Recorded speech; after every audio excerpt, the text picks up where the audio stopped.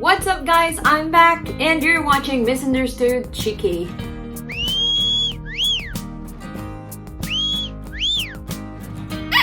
It's winter here in Melbourne and I still haven't gotten the chance of hitting the shower. What? I'm gonna do it later in the afternoon or later before going to the bed. It's just that it's too cold in the morning and in the afternoon I'm just too lazy to do it after work, so better do it before going to the bed. So if you're updated with the news, you already know that we're back to being locked down. The whole of Victoria is now stranded here and other states have closed their borders. New South Wales, South Australia for Victorians who maybe want to cross and want to do an interstate visit. No, God! No, God, please, no! No!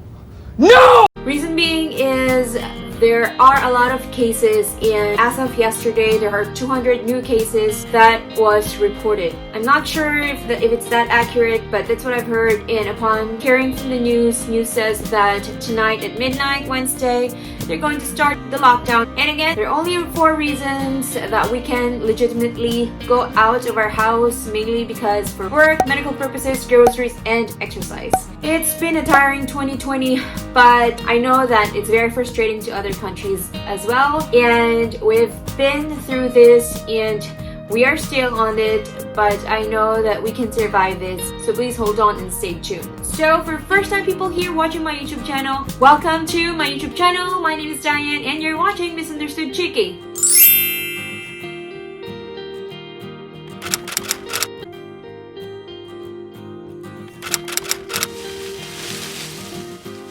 This is not gonna be a random vlog, but you notice I'm wearing a cap because today is a bad hair day for me. Anyway, this video is a continuation of my last vlog. If you've watched that, thank you very much. I'm gladly that you've seen that video and I know that it's gonna be very helpful for you, especially this during COVID season. If you haven't, thumbnail is here. I'm gonna be also putting the link down below in my description box, just so you know it's still available and you can still stream it in my YouTube vlog. So for this part 2 of my budgeting, this is gonna be budgeting 102 then, and for you to be able to handle your finances better so that you can be financially independent in the near future, then please stay tuned. So I'll be telling you about on how to recognize or differentiate your needs and wants.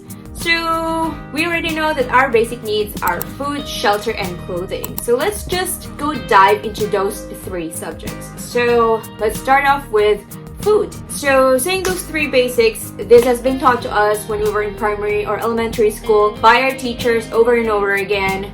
But nowadays, there are a lot of expensive food and restaurants, so this can be tricky. So let me tell you a story about me and my husband when we were still dating. I remember that our first date was in KFC. So a KFC is a fast food restaurant in Philippines. Of course, I think it's also a fast food restaurant in different countries. And lately, when we celebrated our anniversary, we've celebrated it in Chin Chin, which is actually not a fine dining restaurant, but I can say that food there and cuisine have leveled up from having just KFC when we were younger. So if you will compare our lifestyle from before and from today, you'll notice that there is a bit of upgrade.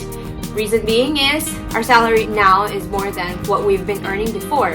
And at the same time, when we were still in the Philippines and we were just boyfriend and girlfriend, we know that we cannot afford going to a fine dining restaurant or going to a restaurant and have steak. Basically, we have to know our limitations when choosing food. If you feel that going to a restaurant, even for an anniversary, is going to affect your budgeting for the rest of the month, then I suggest for you not to go with it, because eventually when you get to earn more, then that will be the time that you can spend more for your leisure activities for food, especially if it's your anniversary, birthday, or any other special occasions, then it is actually acceptable. Number 2, same for clothing.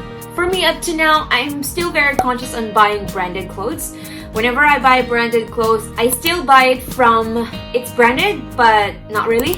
I mean, if you get what I mean, instead of going to buy bags from Louis Vuitton or Balenciaga or whatever luxury bag is this, I will try to look for a certain bag that will just fit my need and also still going to be very useful for the long run. So in terms of clothes, as I've mentioned, I still buy branded clothes, but not that branded. So clothes from Cotton On, Forever 21, H&M, it's not that expensive if you will compare it to clothes from high-end clothes brands. There are a lot here in Australia, and if you are not that conscious about brands, then it won't matter to you. Especially here, when you're staying here in Melbourne. It's actually another thing that I like here in Melbourne. People just doesn't care. They don't care on what you wear, if it's actually branded or whatnot. As long as you know how to wear it properly, then it's fine. It's totally fine. You don't have to look like celebrities. You don't have to look like a model coming out of a Vogue magazine.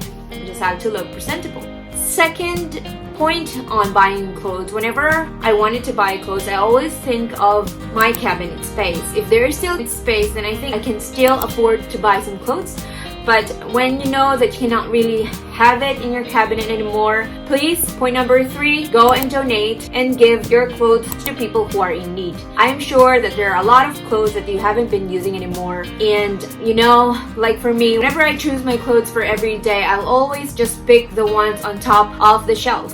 So basically, you're not using almost 90% of your clothes. Maybe you watch Marie Kondo and see if your clothes still give you the spark.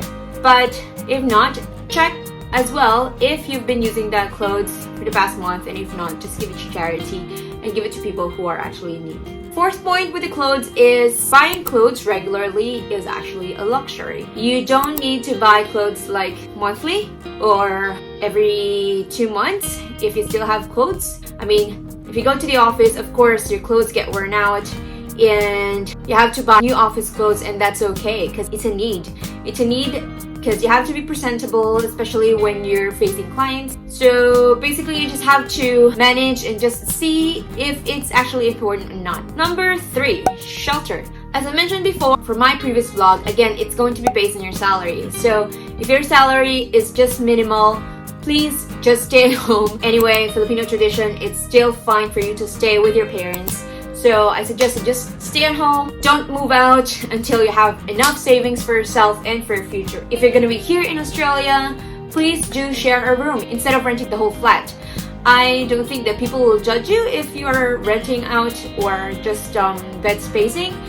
If you feel that you needed more a private space or you need privacy, I'm sure that there are like small rooms that you can actually afford, or maybe choose a house that is further from the city. That way you can save more for your rent. So here's a takeaway before I finish this vlog. Always think twice if you need that another pair of sneakers, Jordan, or whatever expensive shoes it is. Think if you can put it in your future fund, or if you just want to spend it and just display it on your shelf. Remember, we're not getting any younger. We need something to pull out when emergency comes and when it's rainy days. And as I've been suggesting you from my previous vlog, please invest your money wisely. So if you don't know where to invest it, do your research, invest it in an insurance company, invest it in stocks. There are a lot of different types of stocks. If you want a very conservative one, then you can invest it there. If you want a very aggressive one, you can also invest it there. If you just have to know or just have to learn how the stocks moves. So anyway, that's it for now. I've been sharing you about this budgeting tips.